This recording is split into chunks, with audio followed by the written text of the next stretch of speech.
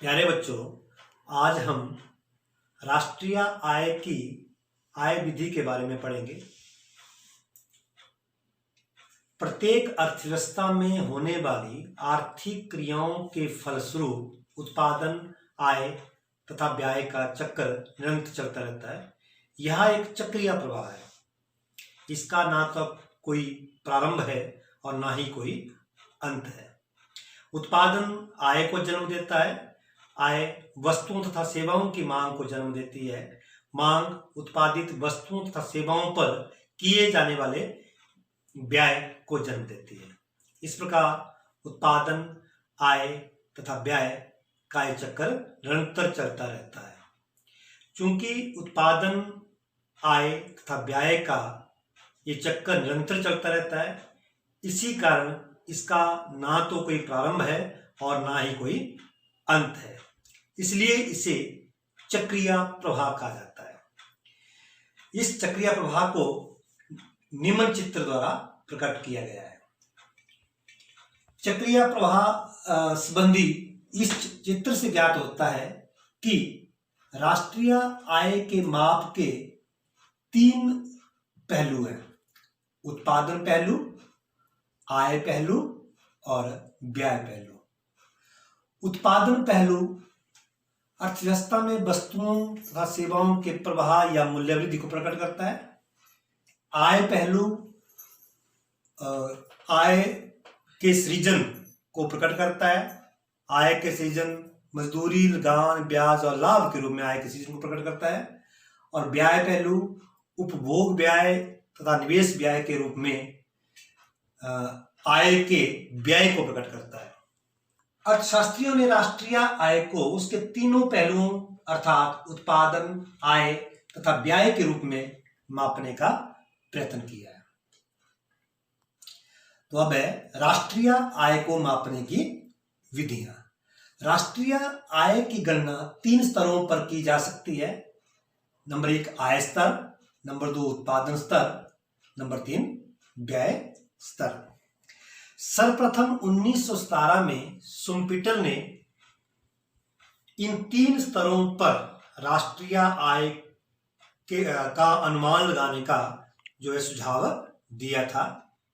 USA में MC Michel तथा Kuznets ने सन 1935 में तथा यूके में मीड तथा स्टोन ने 1941 में इन 3 स्तरों पर ही राष्ट्रीय आय का अनुमान लगाया था।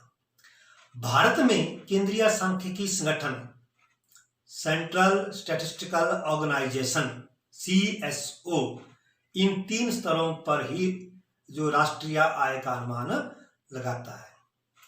अतः राष्ट्रीय आय के माप की 3 विधियां हैं। पहली आय विधि, दूसरी उत्पाद विधि या मूल्य वृद्धि विधि और तीसरी व्यय विधि। तो सबसे पहले है आय विधि। उत्पादन प्रक्रिया के दौरान उत्पादन के जो विभिन्न साधन है जैसे भूमि, श्रम, पूंजी तथा उद्यम, ये परस्पर तालमेल से वस्तुओं तथा सेवाएं पैदा करते हैं। ये सभी साधन परिवार क्षेत्र से संबंधित होते हैं तथा अपनी सेवाओं के बदले में लगान, मजदूरी, ब्याज तथा लाभ के रूप में ये आय प्राप्त करते हैं। इन साधनों की आय का कुल जोड़ आय विधि से राष्ट्रीय आय कहलाता है। इस विधि को वर्गीकृत कार्यों के अनुसार विधि तथा साधन भुगतान विधि भी कहा जाता है, क्योंकि यह उत्पादन की दृष्टि से सभी साधनों को किए जाने वाले भुगतानों का जोड़ होता है।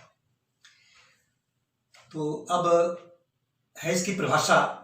आय विधि वह विधि है जो एक लेखा वर्ष में उत्पादन के प्राथमिक साधनों श्रम, भूमि, पूंजी तथा उद्यम को उनकी उत्पादक सेवाओं के बदले क्रमशः मजदूरी, लगान, ब्याज तथा लाभ के रूप में किए गए भुगतान की गणना करके राष्ट्रीय आय का माप करती है। इनके जो उत्पादन के साधन है श्रम, भूमि, पूंजी तथा उद्यम, उनको उनके काम के बदले में जो भुगतान होता है मजदूरी, लगान, ब्याज और लाभ के रूप में, इसकी गणना करके राष्ट्रीय आय को मापा जाता है। अतः आय विधि द्वारा राष्ट्रीय आय को इस प्रकार परिभाषित किया जा सकता है। राष्ट्रीय आय एक देश के सामान्य निवासियों द्वारा अर्जित कुल साधन आय का जोड़ है जो वह देश के भीतर अथवा देश के बाहर एक वर्ष में कमाते हैं। राष्ट्रीय आय एक देश के सामान्य निवासियों द्वारा अर्जित कुल साधन आय का जोड़ होता है जो वह देश के भीतर अथवा देश के बाहर एक वर्ष में कमाते हैं। यानी कि सामान्य निवासी एक वर्ष में देश के भीतर और देश के बाहर जितना भी कमाते हैं एक वर्ष में, उसको इसके कुल जोड़ को जो हम बोलेंगे वो राष्ट्रीय आय कहेंगे। अब है आय विधि के कदम, स्टेप्स ऑफ इनकम मेथड। आय विधि द्वारा राष्ट्रीय आय की गणना करने के लिए निम्नलिखित कदम उठाए जाते हैं। तो पहला कदम है यहां पर उत्पादक उद्यमों की पहचान तथा वर्गीकरण। तो इस विधि में सबसे पहले उन सभी उत्पादक उद्यमों के बारे में जानकारी प्राप्त की जाती है, उस उत्पादक उद्यमों की पहचान की जाती है जो उत्पादन के साधनों का प्रयोग करते हैं। सभी उत्पादक उद्यमों को व्यापक रूप से 3 क्षेत्रों में बांटा जाता है: प्राथमिक क्षेत्र, द्वितीयक क्षेत्र और तृतीयक क्षेत्र। तो सबसे पहले आता है प्राथमिक क्षेत्र।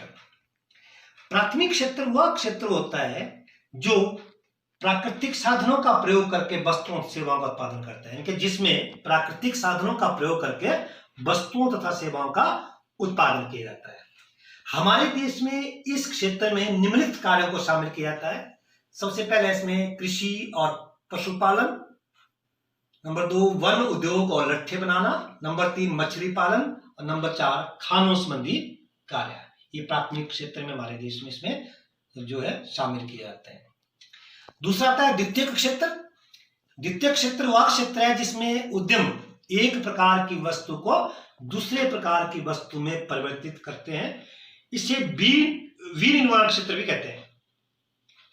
तो हमारे देश में इसमें निम्नलिखित कार्यों को शामिल किया जाता है: उद्योग, निर्माण कार्य, बिजली, रसोई गैस और जल पूर्ति इत्यादि, इसमें ये शामिल किए जाते हैं। द्वितीय क्षेत्र जिसमें कि क्या है, एक प्रकार के उद्यम एक प्रकार की वस्तु को दूसरे प्रकार की वस्तु में परिवर्तित करते हैं, जैसे कपास से कपड़ा बनाना या गन्ने से चीनी बनाना या गेहूं से आटा बनाना। तो ये सब जो है वो द्वितीय क्षेत्र में आता है। तीसरा है तृतीय क्षेत्र। तृतीय क्षेत्र वह क्षेत्र है जो सेवाओं का उत्पादन करता है। इस क्षेत्र को सेवा क्षेत्र भी कहते हैं। इस क्षेत्र में प्रत्येक तरह की सेवाएं शामिल की जाती हैं। तो हमारे देश में इसमें निम्न शामिल की जाती है, जैसे नंबर 1 है इसमें परिवहन, संचार और भंडारण, व्यापार और होटल आदि, बैंक और बीमा, वास्तविक संपदा, रिहायशी घरों का स्वामित्व, व्यापारिक सौदे, सरकारी प्रशासन और सुरक्षा तथा अन्य सेवाएं। तो ये 3 क्षेत्रों में इसको पहला काम होगा, इनकी पहचान की जाएगी और फिर इसको बांटा जाएगा। अब आता है दूसरा कदम। दूसरा कदम है साधन आय का वर्गीकरण। इसके पश्चात साधन आय का वर्गीकरण किया जाता है। साधन आय से अभिप्राय किसी व्यक्ति द्वारा अर्जित उस आय से जो उसे उसकी साधन सेवा के बदले में प्राप्त होती है, जैसे उसको उसके श्रमिक के बदले में मजदूरी, भूमि के बदले लगान, पूंजी के बदले ब्याज तथा उद्यमशीलता के बदले लाभ के रूप में ये आय हो सकती है। यहां पर अर्जित आय शामिल की जाती है। इसमें ऐसी कोई आय शामिल नहीं की जाती जो अर्जित ना की गई हो, जैसे वृद्ध व्यक्तियों को पेंशन मिलती है या छात्रवृत्ति है विद्यार्थियों को, या विधवा पेंशन है, ये जो है बेरोजगारी भत्ता है, ये किसी सेवा के बदले में प्राप्त नहीं किया जाता, ये हस्तांतरण भुगतान होते हैं, इसलिए ये इसमें शामिल नहीं किए जाते हैं। तो यहाँ पर साधन आय को निम्नलिखित वर्गों में बांटा जाता है। नंबर 1 कर्मचारियों का जो है पारिश्रमिक, नंबर 2 प्रचालन अधिशेष, नंबर 3 मिश्रित आय और नंबर 4 विदेशों से शुद्ध साधन आय। तो सबसे पहले आया इसमें कर्मचारियों का पारिश्रमिक। हर क्षेत्र में कर्मचारियों को उनके काम के बदले में जो आय प्राप्त होती है, कर्मचारियों का पारिश्रमिक, उनके परिश्रम के बदले, उनके श्रम के बदले में जो आय प्राप्त होती है, इसको कर्मचारियों का पारिश्रमिक कहा जाता है। इसके अंतर्गत निम्नलिखित मदें शामिल की जाती है: नगद मजदूरी तथा वेतन, किस्म के रूप में आय, सामाजिक सुरक्षा योजना में मालिकों का योगदान, सेवानिवृत्त कर्मचारियों को पेंशन। ये सब कर्मचारियों के पारिश्रमिक में शामिल किया जाता है। दूसरा इसमें प्रचालन अधिशेष, संपत्ति तथा उद्यमशीलता से प्राप्त आय अर्थात ब्याज, लगान तथा लाभ के जोड़ को प्रचालन अधिशेष कहा जाता है। इनकी संपत्ति से आय में लगान और ब्याज शामिल होता है और उद्यमशीलता में जो है वो लाभ जो इसमें शामिल होता है। तो इसमें जो प्रचालन अधिशेष होता है अर्थव्यवस्था के सभी क्षेत्रों अर्थात सार्वजनिक तथा निजी क्षेत्र दोनों क्षेत्रों में उत्पन्न होता है, परंतु सामान्य जो सरकारी क्षेत्र है इसमें प्रचालन अधिशेष उत्पन्न नहीं होता। प्रचालन अधिशेष में निम्नलिखित मदें शामिल होती है: लगान में किराया और रॉयल्टी शामिल होगा, ब्याज और लाभ में लाभांश, निगम कर और अवितरित लाभ ये शामिल होता है। तीसरा है इसमें मिश्रित आय। तो मिश्रित आय वह आय होती है जो काम, संपत्ति और उद्यम से मिलकर प्राप्त हो। जो काम, संपत्ति और उद्यम से मिलकर प्राप्त हो उसको मिश्रित आय कहा जाता है। इसमें पता लगाना कठिन होता है कि किस क्षेत्र से कितनी आय प्राप्त हुई, किससे कितनी आय प्राप्त हुई, इससे यह पता लगाना बड़ा मुश्किल होता है। उदाहरण के लिए स्वरोजगार में जो व्यक्ति लगे होते हैं, जैसे किसान है या छोटे दुकानदार है या डॉक्टर है, वे अपने साधनों का प्रयोग करके, जैसे श्रम, भूमि, पूंजी और उद्यम का प्रयोग करके वो वस्तुओं सेवाओं का जो भी उत्पादन करते हैं उसके बदले में उनको जो है लगान, मजदूरी, ब्याज और लाभ के रूप में जो मिली जुली आय प्राप्त होती है। तो इसमें मिलजुली आय, इसको पता नहीं है कि किस क्षेत्र की या कितनी आय प्राप्त हुई, इसलिए इसको मिश्रित आय कहा जाता है। तो अतः स्वनियोजित व्यक्तियों की आय को मिश्रित आय कहा जाता है या स्वरोजगार में लगे व्यक्तियों की आय को मिश्रित आय कहा जाता है। तो इन तीनों अगर हम मत देखें, कर्मचारियों का पारिश्रमिक, प्रचालन अधिशेष और मिश्रित आय, तीनों को जोड़कर जो है शुद्ध घरेलू आय ज्ञात की जाती है। शुद्ध घरेलू आय अर्थात साधन लागत पर शुद्ध घरेलू उत्पाद को ज्ञात किया जाता है। कर्मचारियों का पारिश्रमिक, प्रचालन अधिशेष और मिश्रित आय, इन तीनों को जोड़कर शुद्ध घरेलू आय ज्ञात की जाती है। अगला इसमें विदेशों से शुद्ध साधन आय, किसी देश के निवासियों द्वारा विदेशों में प्रदान की गई साधन सेवाओं के बदले में प्राप्त आय तथा देश की घरेलू सीमा में गैर निवासियों द्वारा प्रदान की गई साधन सेवाओं के बदले में भुगतान की गई आय के अंतर को विदेशों से शुद्ध साधन आय कहा जाता है। तो शुद्ध घरेलू आय में विदेशों से शुद्ध साधन आय को जोड़कर राष्ट्रीय आय का अनुमान लगाया जाता है। तो राष्ट्रीय आय ज्ञात करने के लिए हम क्या करते हैं, शुद्ध घरेलू आय में विदेशों से शुद्ध साधन आय जोड़ देंगे तो राष्ट्रीय आय ज्ञात हो जाएगी। तीसरा कदम इसका साधन आय का अनुमान लगाना, साधन आय का अनुमान।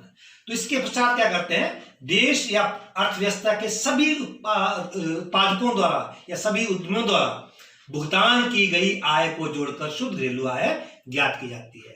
तो देश के जितने भी उत्पादक हैं उनके द्वारा भुगतान की गई जो आय है उसको जोड़कर शुद्ध घरेलू आय ज्ञात की जाती है। और शुद्ध घरेलू आय में विदेशों से शुद्ध साधन आय को जोड़कर राष्ट्रीय आय ज्ञात की जाती है। फिर इसमें उचित परिवर्तन करके राष्ट्रीय आय से संबंधित विभिन्न धारणाओं को भी ज्ञात किया जाता है। तो इसका सूत्र देख लो, आप समझ लो इसको। शुद्ध घरेलू आय बराबर है कर्मचारियों का पारिश्रमिक जमा प्रचालन अधिशेष जमा मिश्रित आय। शुद्ध घरेलू आय में 3 आइटम जुड़ेगी तो शुद्ध घरेलू आय बन जाएगी। कर्मचारियों का पारिश्रमिक जमा प्रचालन अधिशेष जमा मिश्रित आय, योगी शुद्ध घरेलू आय। और राष्ट्रीय आय ज्ञात करने के लिए हम क्या करेंगे, शुद्ध घरेलू आय में विदेशों से शुद्ध साधन आय जोड़ देंगे, राष्ट्रीय आय बन जाएगी। तो राष्ट्रीय आय बराबर है शुद्ध घरेलू आय जमा विदेशों से शुद्ध साधन आय।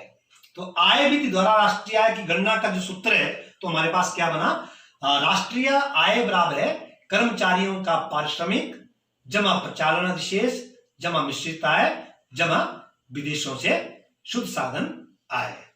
इस सूत्र को दोबारा सुन लो, ये बड़ा इंपॉर्टेंट है। आय विधि द्वारा राष्ट्रीय आय की गणना बराबर है कर्मचारियों, राष्ट्रीय आय बराबर है, अगर हम देखेंगे इसको सूत्र कैसे होगा, राष्ट्रीय आय बराबर है कर्मचारियों का पारिश्रमिक जमा प्रचालन अधिशेष जमा मिश्रित आय जमा विदेशों से शुद्ध साधन आय। 4 आइटम जोड़ेंगे तो बन जाएगा है राष्ट्रीय आय। इसे इस चित्र द्वारा भी हम समझ सकते हैं।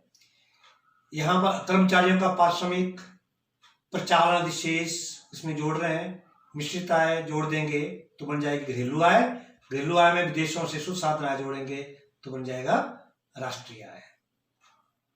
तो अब राष्ट्रीय आय की विभिन्न धारणाओं की गणना देखिए आप कैसे कर सकते हैं। शुद्ध राष्ट्रीय आय हम कैसे ज्ञात करेंगे, शुद्ध घरेलू आय जमा विदेशों से शुद्ध साधन आय। सकल राष्ट्रीय आय ज्ञात करनी हो तो हम क्या करेंगे, शुद्ध राष्ट्रीय आय जमा स्थायी पूंजी का उपभोग या मूल्यह्रास, और बाजार कीमत पर सकल राष्ट्रीय उत्पाद ज्ञात करना है तो हम क्या करेंगे, यहाँ पर सकल राष्ट्रीय आय जमा शुद्ध अप्रत्यक्ष कर जोड़ देंगे सकल राष्ट्रीय आय में, तो बाजार कीमत पर सकल राष्ट्रीय उत्पाद बन जाएगा। अब इसकी सावधानियां, आय विधि की सावधानियां हम पढ़ते हैं। आय विधि का अनुमान लगाते वक्त कुछ सावधानियां हैं जिनका हमें ध्यान रखना जरूरी है। तो सबसे पहले आता है इसमें हस्तांतरण आय। आय विधि के द्वारा राष्ट्रीय आय का अनुमान लगाने के लिए जो है हस्तांतरण आय को राष्ट्रीय आय में शामिल नहीं किया जाता। हस्तांतरण आय वे आय होते हैं जो एक तरफा भुगतान होते हैं, जिसके बदले में किसी वस्तु या सेवा की प्राप्ति नहीं की जाती, जैसे वृद्धावस्था पेंशन है, छात्रवृत्ति है, या बेरोजगारी भत्ता है, या जेब खर्च है। ये जो भी है इसमें हस्तांतरण आय होते हैं, इसको राष्ट्रीय आय में शामिल नहीं किया जाता। दूसरा है गैर कानूनी कार्यों से आय। गैर कानूनी कार्यों से आय जैसे स्मगलिंग से, कोई चोरी डकैती इत्यादि से जो भी आय प्राप्त की जाती है उसको भी राष्ट्रीय आय में शामिल नहीं किया जाता। आय विधि के द्वारा उसको भी राष्ट्रीय आय में शामिल नहीं किया जाता, क्योंकि इसमें अर्जित आय शामिल की जाती है। तीसरा है पुरानी वस्तुओं की बिक्री से प्राप्त आय। पुरानी वस्तुओं की बिक्री से, पुरानी वस्तुओं को बेचने से जो आय प्राप्त होती है उसको राष्ट्रीय आय में शामिल नहीं किया जाता, क्योंकि वो पहले शामिल हो चुकी होती है। पुरानी वस्तुओं की जो बिक्री से जो दलाली या कमीशन प्राप्त होती है, जो बेचने से जो दलाली या कमीशन जो प्राप्त होती है उसको हम इसमें राष्ट्रीय आय में शामिल वो करते हैं। अगला शेयर तथा बॉन्ड्स की बिक्री से प्राप्त आय। शेयर और बॉन्ड्स से जो भी आय, इसको बेचने से जो भी आय प्राप्त होती है वो राष्ट्रीय आय में शामिल नहीं की जाती, क्योंकि इसमें वस्तुओं सेवाओं का जो प्रवाह है, इनके उत्पादन में कोई वृद्धि अर्थव्यवस्था में नहीं होती है, ये कागजी दावे होते हैं। और अगला है अचानक प्राप्त आय। अचानक जो प्राप्त आय होती है, जैसे लॉटरी से प्राप्त आय हो रही है या कोई पूंजीगत लाभ है, इसको भी राष्ट्रीय आय में शामिल नहीं किया जाता। और आगे है जिन मकानों में मकान मालिक स्वयं रह रहे हैं उनका आरोपित किराया राष्ट्रीय आय में शामिल करते हैं। जहां मकान मालिक स्वयं रहते हैं वो अनुमानित किराया उस मकान का लगा के उसको राष्ट्रीय आय में शामिल किया जाता है। स्वयं उपभोग वस्तुओं का जो आरोपित मूल्य है वो इसमें राष्ट्रीय आय में जो शामिल किया जाता है। स्वयं उपभोग की जो वस्तुएं हम रखते हैं, लेकिन स्वयं उपभोग की जो सेवाएं होती है, जैसे हम अपना काम कर रहे हैं, अपने कपड़े धो रहे हैं, अपने लिए खाना बना रहे हैं, ये स्वयं उपभोग की सेवाएं होती है, ये राष्ट्रीय आय में शामिल जो है वो नहीं होती है। स्वयं उपभोग की सेवाओं को राष्ट्रीय आय में शामिल नहीं किया जाता। स्वयं उपभोग की वस्तुओं का आरोपित मूल्य जो राष्ट्रीय आय में शामिल किया जाता है। अप्रत्यक्ष करों से जो प्राप्त आय है उसको बाजार कीमत पर राष्ट्रीय आय में शामिल किया जाता है, लेकिन साधन लागत पर राष्ट्रीय आय में शामिल किया जाता है। जो साधन लागत पर राष्ट्रीय आय या शुद्ध राष्ट्रीय आय होती है उसमें इसको शामिल नहीं किया जाता। बाजार कीमत पर राष्ट्रीय आय में इसको शामिल किया जाता है। यहाँ पर अगला है निगम कर, लाभांश तथा अवितरित लाभ से प्राप्त आय को अगर इनके लाभ को इसमें शामिल कर रहे हैं तो इनको अलग से जो शामिल करने की आवश्यकता राष्ट्रीय में नहीं है। आयकर से प्राप्त आय। यदि कर्मचारियों के पारिश्रमिक को राष्ट्रीय आय में शामिल कर रहे हैं तो आय कर को अलग से शामिल करने की जरूरत नहीं है। मृत्यु कर, उपहार कर, संपत्ति कर तथा आकस्मिक लाभ पर करों से प्राप्त आय जो है ये भी राष्ट्रीय आय में शामिल नहीं की जाती, क्योंकि पिछली बचतों में से दी होती है, वो पहले शामिल हो चुकी होती है, ये वर्तमान आय में से इनको नहीं दिया जाता। आगे मजदूरी, वेतन, किस्म के रूप में दी गई मजदूरी तथा मालिकों द्वारा सामाजिक सुरक्षा योजना में दिया गया अंशदान, ये जो है कर्मचारियों के पारिश्रमिक का हिस्सा होता है। इसलिए यदि कर्मचारियों के पारिश्रमिक को राष्ट्रीय आय में इसमें शामिल किया गया है तो इनको अलग से शामिल करने की आवश्यकता नहीं है। तो ये थी इसकी कुछ एक सावधानियां जो जिनका आय विधि की गणना करती उसमें इनका ध्यान रखना जरूरी है। तो ये था आज का जो टॉपिक है, ये आपको समझ आया होगा। और यदि आपको ये वीडियो पसंद आए तो इस वीडियो को लाइक जरूर कीजिए तथा शेयर भी जरूर कीजिए ताकि और बच्चों को भी इसका फायदा मिल सके। धन्यवाद।